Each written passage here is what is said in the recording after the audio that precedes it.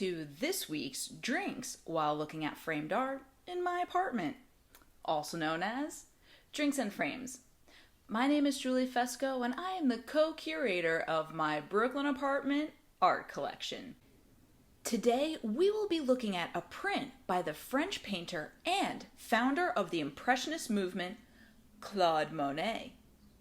According to Art, this is the fanciest item that we have in our Brooklyn apartment art collection.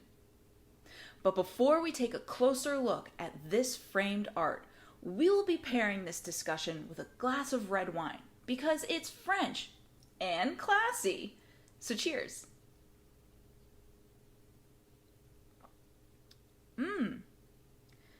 So sophisticated. The image you see on the screen is of a garden. More specifically, it's a garden somewhere in France. Well, there's not much more to say on this. So let's A to C this puppy, shall we? A, it's a garden. B, it reminds me of my favorite garden. C, it reminds me of my favorite garden in Maine. Whoa. You're probably wondering, well, what is my favorite garden in Maine? Well, the garden in question is the Thuya Garden in Northeast Harbor on Mount Desert Island, Maine. To quote Google Maps, Thuya Garden is a lush botanical park with colorful plants. Now, I am not one to dispute with Google Maps' choice of words, but this description, while it is accurate, it just doesn't encompass all the wonders that this garden has to offer. I would describe this garden as an adventure. Thuya Garden is a rusticator's hideaway located on a granite hillside overlooking Northeast Harbor. The garden exhibits a variety of annuals and perennials which are framed by the native Maine eastern woodlands. The adventure starts once you park your car. You first climb these mountain stairs in order to get to the front gate. Once you cross the threshold of this gate, you are then transported to what may seem like a typical English-style Regent's Park type of garden. You first see the beautiful greenway lined with tulips, which leads up to a small wooden lookout right there. At first, you may think that this is all there is to see, but this is just the beginning. To give you a brief tour, here's the reflecting pool, more stairs, another gate, and a pebbled path. These are just a few of the highlights of the garden.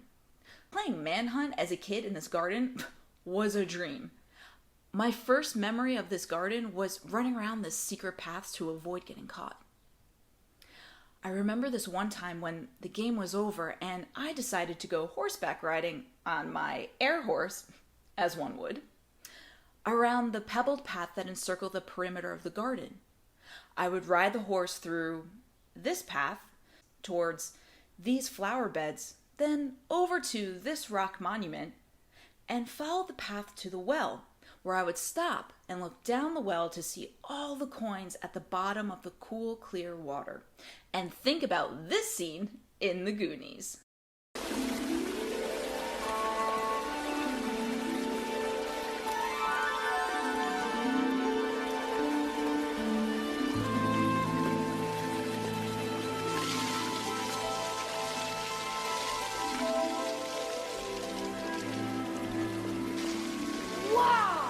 After that nice moment, I would continue riding along the path and get somewhere lost in the woodland part of the garden. I remember the first time I rode through here, I slowed my horse to a trot as it seemed so far away from the main gate. I then stopped in my tracks when I saw this door. It was a secret door. And within a moment, I became Mary Lennox in the 1993 film, A Secret Garden. I found the key. They discovered the mystery and the magic. that lies just beyond the garden wall. I quickly turned around to see if there was anyone else who was seeing this, but I was all alone. No one was nearby. So I did what any responsible kid would do when they see a strange wooden door. I opened it. Slowly at first to see if, one, alarms would go off, and two, if it really was open. Sure enough, it opened, and I wasn't electrocuted. I took a deep breath, and I walked through the door in the hopes of being transported to a different world, to a secret garden. But I wasn't, and I'm still here. It was just a door to a trail. One of my favorite things about art is when a piece can transport you to a different place, whether that place be in your imagination or part of a memory. Within these moments, your present becomes still and allows you to explore this new time and place. I guess you can say sometimes framed art can be that door to a secret garden. Well, that concludes this week's Drinks and Frames. Tune in next week where we will be looking at my friend's picture of an ice cream shop. Cheers. See you next week.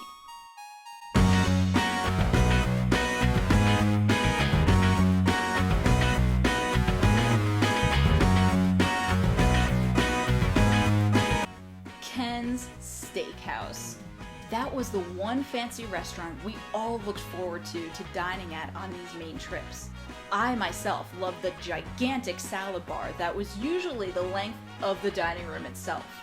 After the waiter gave us the go-ahead, I would confidently walk up to the salad bar, grab a bowl, proceeded to walk over to the toppings section, and I would fill up my bowl with just shredded cheddar cheese. I then walked back to the table and sprinkled about 3 packets worth of sugar on top of the cheese. This was my desired appetizer, paired with an unsweetened iced tea with 2 equals.